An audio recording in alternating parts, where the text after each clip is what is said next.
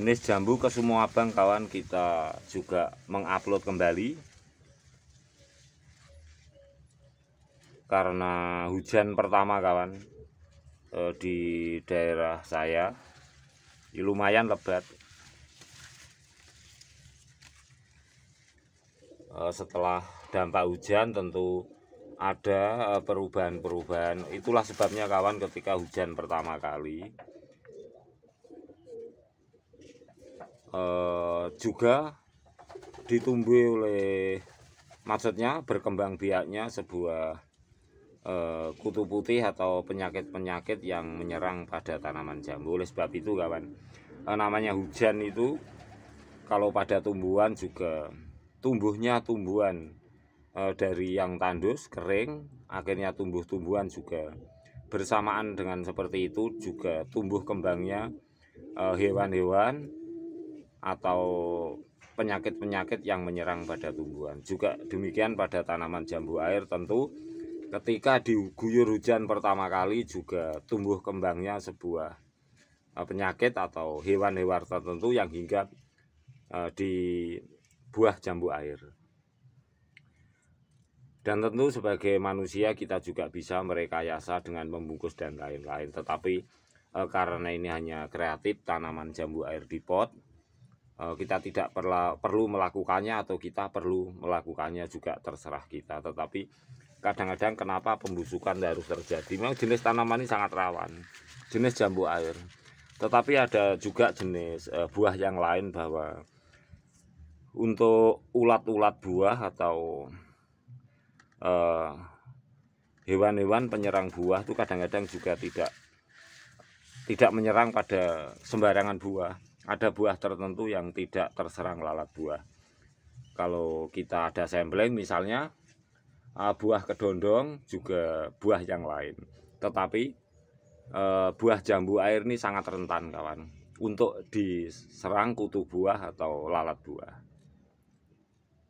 Untuk jenis ini tentu antisipasi kita dengan cara bungkus, karena di lahan pot, lahan sempit, sering kita sharingkan bahwa ranting ini adalah ranting yang sudah terbentuk shutdown teknik dari 90 sampai 180 degree.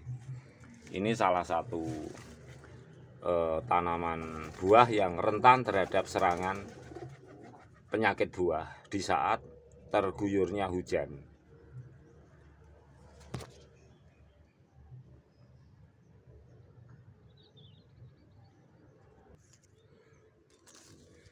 Juga tanaman buah sawo ini kawan, tanaman buah sawo itu sangat tahan terhadap serangan lalat buah atau penyakit buah. Di karakter buah itu juga berbeda. Salah satunya yang tidak pernah terserang lalat buah atau penyakit buah adalah buah sawo, walaupun terguyur hujan.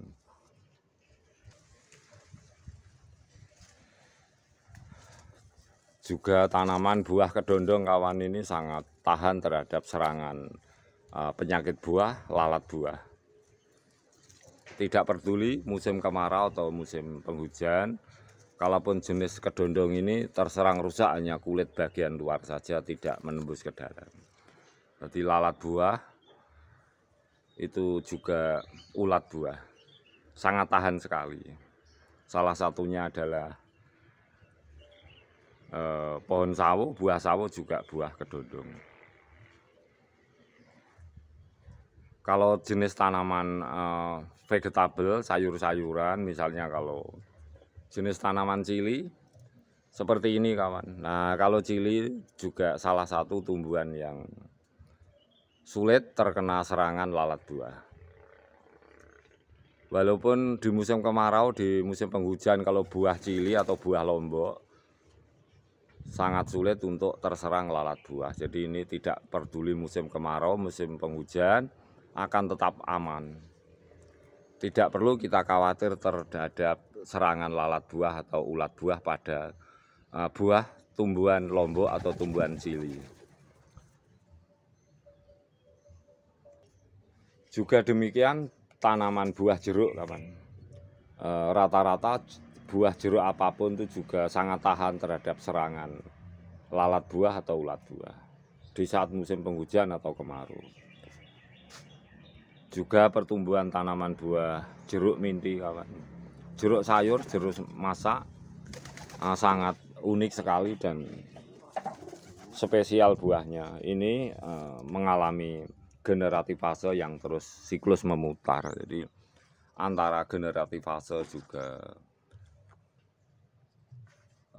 vegetatif fasenya tidak bisa kita bedakan, musim penghujan atau musim kemarau.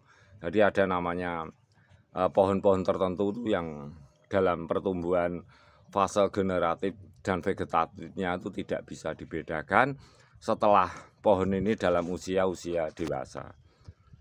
Jadi kalau ini usia dini, usia pertumbuhan awal vegetatif tentu belum berbuah, tetapi kalau setelah masa pembuahan itu terus menerus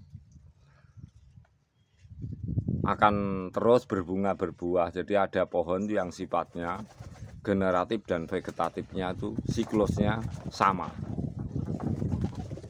seperti tanaman pohon jeruk minti atau tanaman kedondong yang telah kita beri media tempat di pot. Jadi pot itu adalah sangat bermanfaat untuk tanaman, ada segi kurang dan segi lebihnya. Lebihnya kadang-kadang karena pembatasan akar. Jadi pembatasan akar itu sendiri akan memicu tanaman di pot itu dalam siklus vegetatif atau generatif fasenya itu akan selalu memutar. Inilah salah satu kelebihan tanaman jika ditempatkan di pot, tetapi hal-hal rawatan agar tanaman di pot selalu sehat tentu kita punya rekayasa, kita punya teknik di mana sekaligus sebagai pemanfaatan pengolahan limbah dapur secara alami, rawatan vegetatif.